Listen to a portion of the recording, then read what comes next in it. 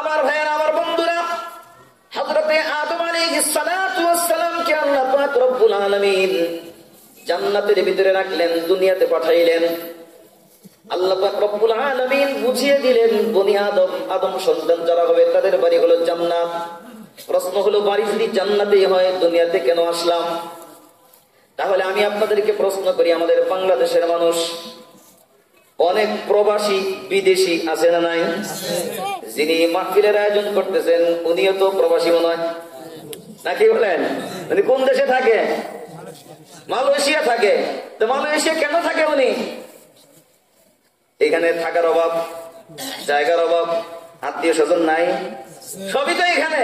ওখানে তো তার কেউ নাই, তো ওখানে থাকে কেন? উদ্দেশ্য হলো যে এখন তার গ্রামের বাড়ি যতটা সুন্দর আছে তার চেয়েও বেশি সুন্দর বানাইতে চায়। এই দেশে এই বাড়িতে এখন যেভাবে সময় কাটাইছে এর চেয়ে আরো সুন্দর ভাবে সে চলতে চায়।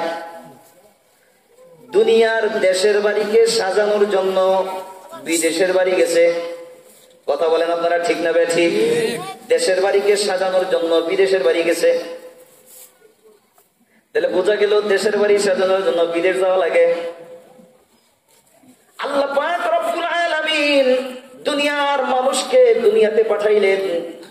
দুনিয়ার মানুষকে বলতেছেন, ও দুনিয়ার মানুষ, তোমাদের বাড়ি হলো জান্নাত, কিন্তু আল জান্নাতু হুকিআন, জান্নাত হলো শূন্য ময়দান, খালি ময়দান। জান্নাতে কোনো বাড়ি নাই, জান্নাতে কোনো বাগান নাই, সম্পূর্ণটাই ফাঁকা। তাহলে এখন কেমন হবে? আল্লাহ বলেন, দুনিয়াতে যাও, প্রবাস জীবন কাটাও।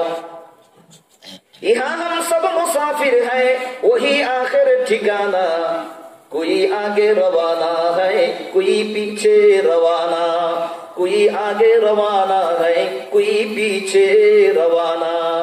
जगह जी लगाने की दुनिया नहीं है, जगह जी लगाने की दुनिया नहीं है, ये इबरत की जा है तमाशा नहीं है, ये इबरत की जा है तमाशा नहीं है।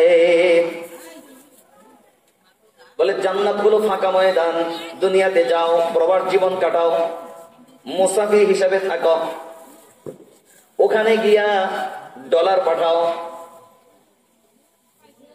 ওখানে গিয়া রিয়াল পাঠাও, ওখানে গিয়া পাউন্ড পাঠাও, ওখানে গিয়ে বৈদেশিক মুদ্রা পাঠাও, বিদেশি টাকা ইনকাম করো। অল্প ইনকাম করবা কিন্তু আয় হবে বেশি। বিদেশ থেকে যেমন মানুষ দেশের বাড়ি সাজায়, আল্লাহ বলেন দুনিয়াতে গিয়া জান্নাতের বাড়ি সাজাও। আল্লাহ আমাদেরকে দুনিয়াতে পাঠাইলেন জান্নাতের বাড়ি সাজানোর জন্য। সুবহানাল্লাহ বলেন, জান্নাতের বাড়ি সাজানোর জন্য। আমার ভাই, বিদেশে একটা মানুষ যখন যায়, যাওয়ার পরে যদি সুযোগ সুবিধা ভালো থাকে, লক্ষ লক্ষ টাকা মাসে ইনকাম করে, তো কোটি টাকা পাঠাইছে বাড়িতে, এবং বাড়িতে ফোন করে বলে যে আমার জন্য একটা আমি আমার মোবাইলে হোয়াটসঅ্যাপে অথবা ইমোতে একটা বাড়ির ডিজাইন পাঠাইলাম, বিদেশি মডেলের ডুপ্লেক্স বাড়ি, এই সুন্দর একটা বাড়ি আমার জন্য বানাবা, এই মডেলের বাড়ি বানাবা। তো বাড়ি বানাইছে, সুন্দর বাড়ি, মোবাইলে পাঠাইছে, পছন্দ হয়েছে। এখন বলে দেশে আসবো, তো বিয়ে করা লাগবে, বিয়ে, পাত্রী দেখো। তো পাত্রী দেখে, পাত্রী দেখার পরে এখন এত সুন্দর বাড়ি, ছেলে বিদেশ থাকে, লাখ লাখ টাকা ইনকাম, খুব সুন্দরী এক নারী চয়েস হয়েছে, তারাও দিতে রাজি। এখন বিবাহ ঠিক হয়ে গেছে। বলে আসতে তো কয়েকদিন দেরি হবে, কিন্তু এত সুন্দরী নারী, এটা হাতছাড়া করা যাবে না।